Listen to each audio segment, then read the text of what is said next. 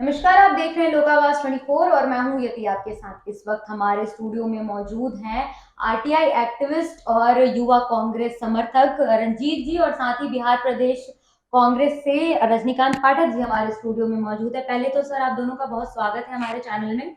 आपका भी बहुत बहुत धन्यवाद और लोक आवाज दर्शक को भी बहुत बहुत धन्यवाद।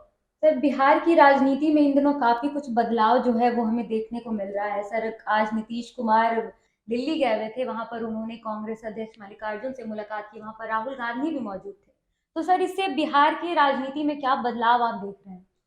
देखिए, आज तो पूरे देश ने देखा और खुद खड़गे साहब, जो भारतीय राष्ट्रीय कांग्रेस के राष्ट्रीय अध्यक्ष हैं, और राहुल गांधी जी ने कहा कि बिहार के लिए और देश के लिए आज ऐतिहासिक दिन है।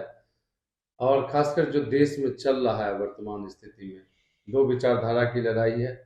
सामने जो पिछले 10 साल से विचारधारा है, जो समाज को बांटना चाहता है, लोकतंत्र को बर्बादी के मुहाने पे खड़ा कर चुका है। और एक तरफ जो राहुल गांधी की नफरत छोड़ो भारत जोड़ो की जो मंशा है, और उसके साथ उसके करीब जितने भी विचारधारा के लोग हैं, उनको एक साथ लाने का आज का ऐतिहासिक दिन है। जो आप समझ सकते हैं कि ये भारतीय लोकतंत्र के लिए, भारतीय राजनीति के लिए सबसे बड़ी घटना है।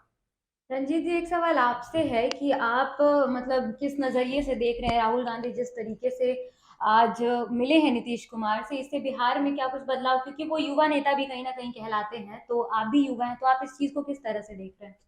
देखिए, पूरे देश के युवा जो है महागठबंधन की तरफ टकटकी लगा के देख रहे हैं। ये है कि आपको याद होगा 2014 में जब एनडीए गठबंधन की सरकार बनी, उसके पहले जितने भी चुनाव प्रचार हुए उसमें यह कहा गया कि युवाओं को 2 करोड़ रोजगार देंगे।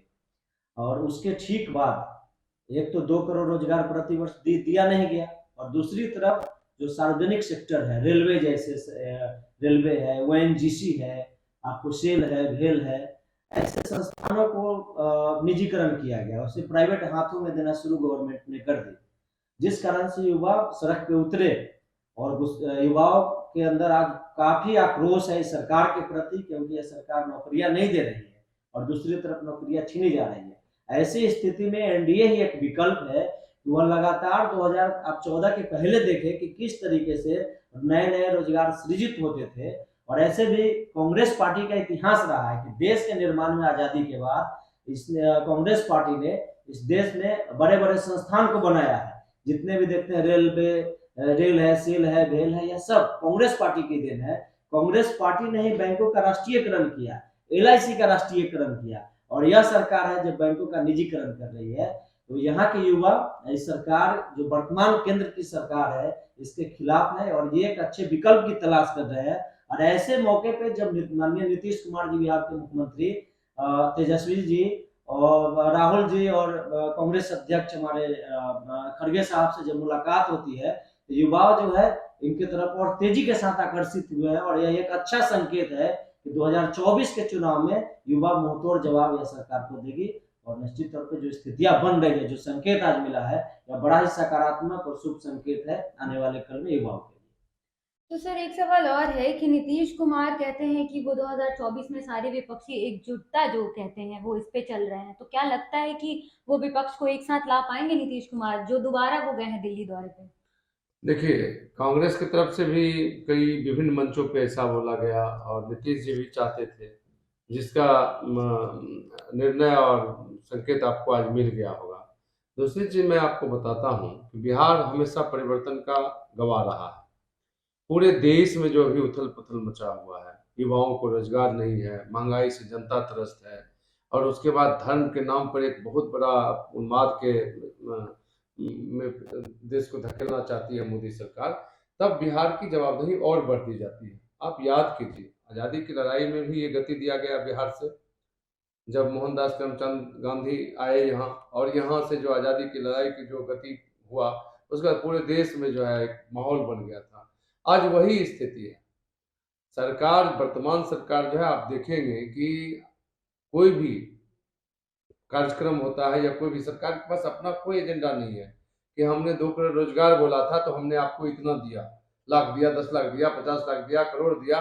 सरकार पास एजेंडा क्या है कि जो धार्मिक आधार पे बंटवारा करके और समाज को तितर बितर कर देना, तब बिहार की जवाबदेही और बढ़ती है कि कैसे देश में एक संदेश जाए कि नहीं, जो एक शांति का विचारधारा है, जो प्रगति का विचारधारा है, वो कांग्रेस की विचारधारा रही है आजादी से लेकर अभी तक। और अभी कांग्रेस पार्टी और खासकर नीतीश जी खुद ये महसूस की, कई बार विभिन्न समाचार पत्रों में आपने देखा, और नीतीश जी का तो संकल्प है कि अगर सही से विपक्षी एकता हो जाए तो हम भाजपा को 100 से नीचे रखेंगे, और उसका एक सुंदर आगाज है ये। अब आप याद कीजिए कि 2014 में चुनाव होता है, और उसके बाद माहौल बना के ठीक उसके बाद 2015 में बिहार में चुनाव होता है, तो बिहार तो उन्माद का रथ रोक ही दिया था। जो बलोर से हवा दे के ये आए थे कि 2 करोड़ अच्छे दिन आएंगे, महंगाई घटाएंगे, 200 रुपया हम सिलेंडर गैस देंगे, सब जगह जो है फ्री में ये देंगे, महंगाई का कंट्रोल हो जाएगा। हुआ क्या? कुछ नहीं हुआ। और उसके बाद ये लग गए। उसके बाद ये कभी लव जिहाद, कभी गौ हत्या पर इनका ड्रामा हुआ, तो कभी दो समुदाय के बीच में दंगा का ड्रामा हुआ। लेकिन यही वो बिहार है 2015 में, यति जी, कि बिहार ने रोका। और उस समय भी आज जिस गठबंधन की बात हुई और दिल्ली में जो बैठक हुआ, माननीय नीतीश कुमार जी और हमारे नेता राहुल गांधी जी, राष्ट्रीय अध्यक्ष खड़गे जी, सबके साथ जो बैठ के बात हुई है, तो उसका तो संकेत मिल गया। और मैं आपको एक चीज और बताता हूँ, वो 2015 में जो इनका उठाव था, उसको बिहार ने एक ट्रेलर दिखाया इनको कि तुम जितना उछलना है उछल लो। बिहार इनको रोका। और इस बार इनका 10 साल का, 9.5 साल का जो इनका जो तबाही है देश में, चाहे लोकतंत्र के नाम पे जो है इन्होंने संविधान खतरे में डाला है, जो मर्जी वो कर देते हैं। राहुल गांधी महंगाई पे, अडानी मुद्दे पे और तमाम ऐसे जनता के मुद्दे पे सवाल करते हैं तो माइक बंद कर दी जाती थी। और हद तो तब हो गया जब राहुल गांधी को मतलब सदन से सदस्यता समाप्त कर दिया गया।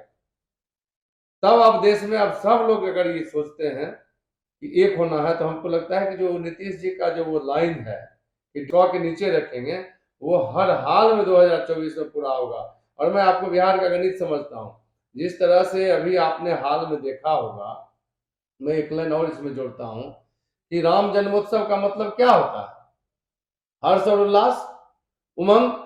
अगर राम जी का जन्मोत्सव है तो उस दिन आप मिठाई बांटिए, सोहर गाइए, बधाई गीत गाइए। भाजपा जो है राम के जन्मोत्सव को भी मुहर्रम बनाने का प्रयास किया, जिसको बिहार के समाज ने और विभिन्न जाति, हिंदू, मुस्लिम, अगड़ा, पिछड़ा, दलित, सब ने सिरे से, रंजीत जी भी देखे कई सिरे से नकार दिया। भाई ये हमारा भगवान का जन्मोत्सव है, हम मस्जिद पे भगवा फहरा के हम कौन सा जन्मोत्सव? कोई बोले थे राम जी क्या कि मंदिर में मस्जिद में जाकर भगवा फहरा लो? ये जो बिहार शरीफ और सासाराम ये जो छटपटाहट है इनकी, ये 2024 की छटपटारी चाहते हैं फिर बांट दें, तो ये तो सबसे अच्छा काम हुआ। और खासकर बिहार के मुख्यमंत्री आदरणीय नीतीश जी और तेजस्वी जी भी, उनकी भी सोच है, सबका एम है कि जिस तरह दिल्ली में तानाशाही की सरकार बैठी है, उसको 24 में जो है एकदम हटा के, और बिहार, मैं बार बार कहता हूँ कि बिहार परिवर्तन को दशा और दिशा दिया है। बिहार के लिए फिर ऐतिहासिक, जिस तरह राहुल गांधी जी ने आज कहा, ये ऐतिहासिक दिन है। दो विचारधाराओं की लड़ाई है, एक हिंदुस्तान की तबाही चाहता है और एक हिंदुस्तान के आजादी के समय से निर्माण करके यहाँ पहुंचा है। इन दोनों के बीच का लड़ाई है, और ये लड़ाई बिहार से बहुत बड़ा संदेश जाएगा। और अभी तो आप देखिए, ये तो आज एक ऐतिहासिक दिन है। 13 मई आते आते भगदड़ मचेगा, मध्य प्रदेश में भगदड़ मचल है। और बिहार में मैं भी बोल देता हूँ कि मैं बिहार में भारतीय जनता पार्टी को, मैं ऑन रिकॉर्ड आपके कैमरे पे बोल रहा हूँ कि ये जिस तरह का स्वरूप, आज रंजीत जी भी इस बात से सहमत होंगे कि जिस तरह से आज महागठबंधन और खासकर नीतीश जी का, खड़गे जी का, राहुल जी का, तेजस्वी जी का बैठक हुआ और ज्वाइंट प्रेस कॉन्फ्रेंस हुआ, तो बिहार में एनडीए को एक भी सीट जीतना, और खासकर जो पटना साहिब सीट है, जो भाजपा कहता कि हमारे बपौती सीट है, वहां भी दिक्कत होगा। क्योंकि आप जाइए, अभी हम लोग बहुत जगह घूम के आए हैं, बिहार के आम लोगों में और खासकर बिहार की जो महिलाएं जो घर चलाती है, उनको ये एहसास हो गया है कि ये बहुत 3 गुना ज्यादा उनको, मतलब सही से वो पौष्टिक भोजन तक नहीं कर पा रहे हैं। तो सरकार बदलने के लिए एकदम तैयार बैठे हैं, कोई इनका धार्मिक उन्माद नहीं चलने वाला है। तो ये ऐतिहासिक दिन है। और बिहार खासकर फिर एक बार बिहार के कंधों पे जवाब दी है, पूरे देश को संदेश देगा कि बुलबुले वाली सरकार, ये झूठ बोलने वाली सरकार, लोकतंत्र को खतरा में डालने वाली सरकार, तानाशाही सरकार, इसकी खात्मा होना जरूरी है। तो मोदी जी जिस तरीके से उन्होंने भी बात कही, उन्होंने कहा, मतलब बयानबाजी किया उन्होंने राहुल गांधी के ऊपर, वो जो आपने बात छेड़ी अडानी मुद्दे पर, मोदी जी ने चुप्पी साधी, तो कहीं ना कहीं इसे भी पॉलिटिकली रिलेट किया जा सकता है अगर देखा जाए तो, कि मतलब राहुल गांधी सवाल पे सवाल कर रहे हैं और उधर मोदी जी चुप्पी मार के जो बैठे हुए हैं, तो कहीं ना कहीं राहुल गांधी की आवाज जरूर से ही दबाने की कोशिश की है। आपका इस पे क्या कहना है? देखिए, राहुल गांधी जी की कौन बात गलत साबित हुआ? आप एक पत्रकार हैं, उस हिसाब से सोचिए। नोटबंदी पर इन्होंने कहा कि आर्थिक तबाही लाएगा ये निर्णय, आनंद फानंद का आर्थिक तबाही हुआ ना, रातों रात मतलब करोड़ों लोग गरीबी रेखा के नीचे आ गए। जो यूपीए सरकार का आंकड़ा था कि हम इतने लोग को मध्यम वर्ग में ले गए गरीबी रेखा से, और ये नोटबंदी करके मतलब एक झटके में नीचे कर दिए। राहुल गांधी जी की कोरोना वाला बात झूठ हुआ था क्या? राहुल गांधी की चीन वाले मसले पर झूठ हुआ था क्या? तो एक आदमी जिसको ये कभी शाहजादा बोलते थे, उनके माता जी को तरह तरह से जो है हजारों करोड़ रुपया खर्च करके गाली सुनवाए, फिर भी वो आदमी देश की जनता के लिए, देश के मूल समस्या के लिए तानाशाह सरकार से आंख में आंख डाल करके सवाल करता रहा। और आज जो अडानी का मामला है, इसमें झूठा क्या है बताइए? आप जो भी हिंडनबर्ग का रिपोर्ट है या देश में है कि आप एक ही, राहुल जी ने क्या कहा कि सेब का मार्केटिंग करेगा तो अडानी करेगा, आटा का मार्केटिंग करेगा तो अडानी करेगा, हवाई जहाज का कॉन्ट्रैक्ट होगा तो अडानी दे दो, सेना कॉन्ट्रैक्ट होगा तो अडानी दे दो, सड़क पर चल रहे वो भी अडानी दे दो। ये जो आप मतलब एकाधिकार चाह रहे हैं, एक ही आदमी खरबपति बनाना चाह रहे हैं, तो वो 100, 200, 500 करोड़ के व्यापारी कहाँ जाएंगे? और आज ये सच्चाई है, आने वाले दिन में देखिएगा कितना बुरा स्थिति होने जा रहा है। आज ये यदि मान लीजिए कि तकरीबन जो मझोले और छोटे व्यापारी हैं, वो बिल्कुल मुंह देख रहे हैं, सुसाइडल स्थिति है उनके लिए। और ये अडानी का मसला अभी क्या होगा? और आप कोई भी एक चीज उदाहरण बताइए कि राहुल गांधी जी बोले हो और वो गलत साबित हुआ हो। तो भाजपा के क्या है कि जो इससे सवाल करेगा उसके पीछे ये 1,500 करोड़ रुपया खर्च करके ट्रोल करवाएंगे। लेकिन अब वो जनता समझने लगी है। अडानी का जो मसला है, मैं आपको बताता हूँ, मैं ग्रामीण क्षेत्र से आता हूँ। ग्रामीण महिलाएं कह रही है कि मोदी सरकार लूट के सबको सब अडानी के दे दिया है। ये गांव में चला गया है मामला। अब इसमें कोई मस्जिद में चाहे भगवा फहरा लीजिए और चाहे हाथ में तलवार देकर भजवा लीजिए, लेकिन जनता जो है, और खासकर बिहार और हिंदी पट्टी की जनता, अब ये विकास पर कि भाई आपने 10 वर्ष में क्या किया, कितने आदमी को गरीबी रेखा से ऊपर उठाया, कितने करोड़ लोगों को रोजगार दिया, आप क्या कह के आए थे? अभी तो रंजीत जी ने कहा कि 2 करोड़ लोगों को रोजगार सालाना देंगे, तो वो उसका सूची प्रकाशित कीजिए। इसलिए राहुल गांधी जी, अब राहुल गांधी जी से तो इनको डर है ही। अब देखिए कि जब भारत जोड़ो यात्रा चल रहा था तो क्या क्या शगुफा छोड़ा गया। इनके एक वो स्मृति जी है, झूठ की पुलिंदा है वो अपने आप में। ये सारी चीज है, अब जनता समझने लगी है। सर एक आखिरी सवाल करेंगे हम आप दोनों से। यूपीए की जो सरकार है, आज जो बैठक हुई, आज जो मीटिंग हुई, बिहार के सीएम भी पहुंचे, डिप्टी सीएम भी पहुंचे, वहां पर प्रदेश अध्यक्ष भी थे, काफी पॉलिटिकली काफी हाई लोग वहां पर मौजूद थे, तो क्या लगता है यूपीए सरकार नीतीश कुमार को जिम्मेदारी देगी आने वाले चुनाव में? असल में यह जो बात बता रहे हैं आप नीतीश जी को लोग आगे करेंगे, यह तो आने वाला कल में यह तय होगा, क्योंकि अ, अभी जो लड़ाई है वह लड़ाई सीधे लोकतांत्रिक मूल्यों और संविधान को बचाने की लड़ाई है। और यह जो महागठबंधन के यूपीए के जो लोग हैं यह समझते हैं।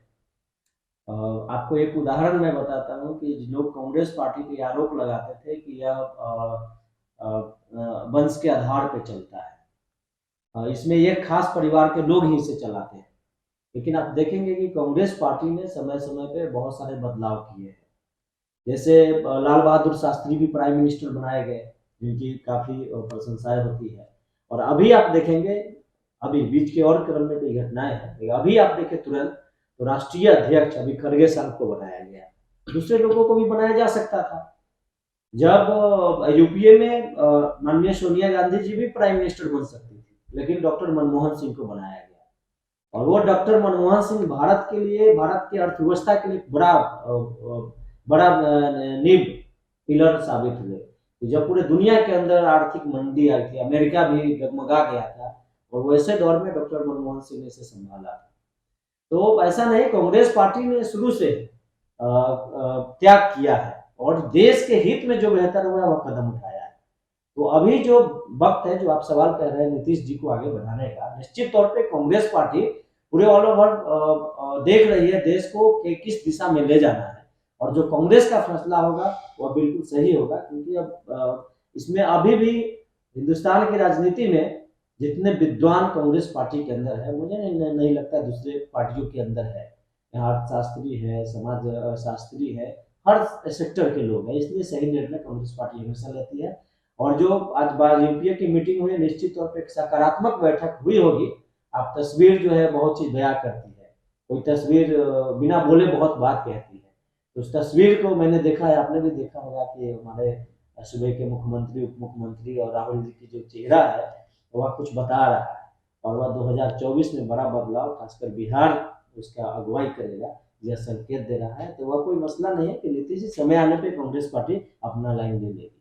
तो सुना आपने किस तरीके से कांग्रेस जो आज जो मीटिंग हुई है कांग्रेस पार्टी में, बिहार के सीएम नीतीश वहां पहुंचे हैं, डिप्टी सीएम वहां पहुंचे। अब तो ये आने वाला समय ही बताएगा कि बिहार की राजनीति में और तमाम देश की राजनीति में क्या कुछ बदलाव जो है वो हमें आने वाले दिनों में देखने को मिल सकता है। फिलहाल इस खबर में इतना ही। आगे की तमाम खबरों के लिए देखते रहें लोकावाज 24। अगर आपने हमारे चैनल को सब्सक्राइब नहीं किया है तो यूट्यूब पर सब्सक्राइब जरूर करें और फेसबुक पेज को लाइक और शेयर करना ना भूलें। धन्यवाद।